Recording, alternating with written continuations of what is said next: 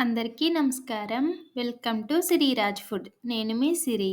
ఈరోజు మన వీడియోలో చాలా టేస్టీగా పచ్చిమిర్చి, నిమ్మకాయ పచ్చడి చేద్దాం. అసలు ఈ పచ్చడైతే నూరుతుంటేనే నోట్లో నీళ్ళూరుతున్నాయన్నమాట. టేస్ట్ అయితే చాలా బావుంది. నోటికి ఏమీ తినబుద్ధి కానప్పుడు ఇలా ఒక్కసారి పచ్చిమిర్చి, ఉల్లిగడ్డ, లెమన్‌తో పచ్చడి చేసుకొని తిని చూడండి. మన టేస్ట్ మొత్తం తిరిగి రావాల్సిందే. ఈ పచ్చడిని ముద్దపప్పు కాంబినేషన్‌తో తింటే మాత్రం టేస్ట్ నెక్స్ట్ లెవెల్ ఉంది. దీనికోసం ముందుగా బాండీ పెట్టుకొని ఒక చిన్న కప్పు ఆవాలు, కొంచెం మెంతులు వేసి మంచిగా ఫ్రై చేసుకోవాలి. ఫ్రై చేసిన ఆవాలు, మెంతులని పక్కకి తీసేసి అదే బాండీలో ఒక 2 స్పూన్ల ఆయిల్ వేసి ఇలా మన కారానికి సరిపడా పచ్చిమిర్చిని కట్ చేసి వేద్దాం. కట్ చేసి వేయడం వలన పచ్చిమిర్చి అనేవి పేలకుండా ఉంటాయన్నమాట. పచ్చిమిర్చి వేసి ఒక చిన్న టమాటా, అలానే కొంచెం జీలకర్ర, రుచికి సరిపడా ఉప్పు వేసి వీటిని మంచిగా మగ్గించుకోవాలి. ఇలా అంతా బాగా ఒకసారి కలిపేసి మూత పెట్టి గ్యాస్ మీడియం ఫ్లేమ్‌లో పెట్టుకొని వీటిని ఉడికించినట్టుగా ఫ్రై చేసుకోవాలి. ఆయిల్‌లో వేగిపోయినాయంటే అంత టేస్ట్ ఉండదు. పచ్చిమిర్చి అనేవి ఉడకాలన్నమాట. మధ్య మధ్యలో మూత తీసి కలుపుకుంటూ చూసారు కదా! పచ్చిమిర్చి అయితే వేగలేదు. ఉడికినట్టుగా అయినాయి. ఇలా ఉడికినట్టుగా అవడం వలన పచ్చిమిర్చిలోంచి జిగురొస్తుంది మనం నూరుతుంటే. ఇప్పుడు శుభ్రంగా కడుక్కున్న రోట్లో మనం ముందే ఫ్రై చేసి పెట్టుకున్న ఆవాలు, మెంతులు వేసి చక్కగా దంచుకోవాలి. మనం ఎంత మెత్తగా నూరాలని ట్రై చేసినా కానీ రోట్లో మెత్తగా నలగవన్నమాట. మనం రోట్లో ఆవాలు, మెంతులు ఎక్కువ క్వాంటిటీలో వేస్తే మెత్తగా పొడి కొట్టుకోవచ్చు. కానీ ఇవి తక్కువ వేసాం కాబట్టి రోలు అడుగునే ఉండిపోయినాయి. ఈ మాత్రం పొడైతే సరిపోతుంది ఇవి. ఇలా పొడైన తరువాత మనం ముందే ఫ్రై చేసి పెట్టుకున్న పచ్చిమిర్చి, టమాటా ఇవన్నీ వేసి చక్కగా దంచుతూ నూరుకోవాలి.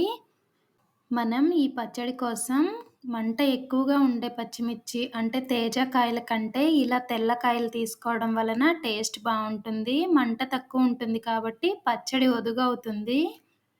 పచ్చిమిర్చి ఈ మాత్రం నలిగిన తరువాత ఇప్పుడు కొంచెం ఉప్పేద్దాం. ఉప్పేయడం వలన ఇంకా త్వరగా నలుగుతుందనమాట. మనం నూరుతూ ఉంటే చూసారు కదా! పచ్చిమిర్చిలోంచి జిగురులాగా వస్తుంది. ఇలా వస్తే పచ్చిమిర్చి టేస్ట్ అయితే చాలా చాలా బావుంటుంది. మనం వేసిన పచ్చిమిర్చిని మరీ మెత్తగా నూరేయొద్దు. ఈ మాత్రం కొంచెం కచ్చాపచ్చాగా ఉంటేనే పచ్చడనేది బావుంటుంది. మనం పచ్చిమిర్చి ఉడికించి కూడా ఈ పచ్చడిని చేయొచ్చు. అస్సలు ఆయిలేయకుండా కొంచెం వాటర్ వేసి ఈ పచ్చిమిర్చిని ఉడికించి కూడా ఈ పచ్చడి చేయొచ్చు. అలా చేసినా కానీ పచ్చడి టేస్ట్ బానే ఉంటుంది. ఇప్పుడు ఈ మాత్రం పచ్చిమిర్చి నలిగిన తరువాత పెద్ద సైజు ఉల్లిగడ్డలు 2 వేస్తున్నా నేను. ఈ ఉల్లిగడ్డలు కూడా ఎక్కువగా నలిగిపోవద్దు. ఉల్లిగడ్డల్లో కొంచెం ఉప్పేసి నూరడం వలన అవి చిందకుండా ఉంటాయన్నమాట. ఇలా పచ్చడి చేసుకొని, వర్షం పడ్డప్పుడు అన్నం కట్టుకొని, పొలానికెళ్ళి తింటే అబ్బా! టేస్టే వేరుంటది. మా ఇంట్లో అయితే పచ్చి పచ్చళ్ళే ఎక్కువగా తింటామనమాట. టేస్ట్ చాలా చాలా బావుంటాయి. ఉల్లిగడ్డలు కూడా ఈ మాత్రం నలిగిన తరువాత ఇప్పుడు ఒక చిన్న సైజు కట్ట కొత్తిమీర వేద్దాం. కొత్తిమీరని ఏమీ ఉడికించాల్సిన అవసరం లేదు. పచ్చి కొత్తిమీరే వేయాలి.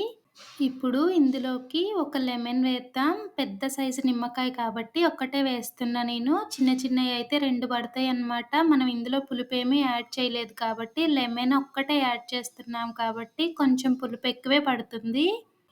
ఇలా లెమన్ జ్యూసు మనం చేసిన పచ్చడిలో వేసేసి అంతా బాగా కలిసేలాగా నూరుకోవాలి. పచ్చిమిర్చి కానీ, ఉల్లిగడ్డ కానీ ఎక్కువగా నలిగిపోవద్దనమాట.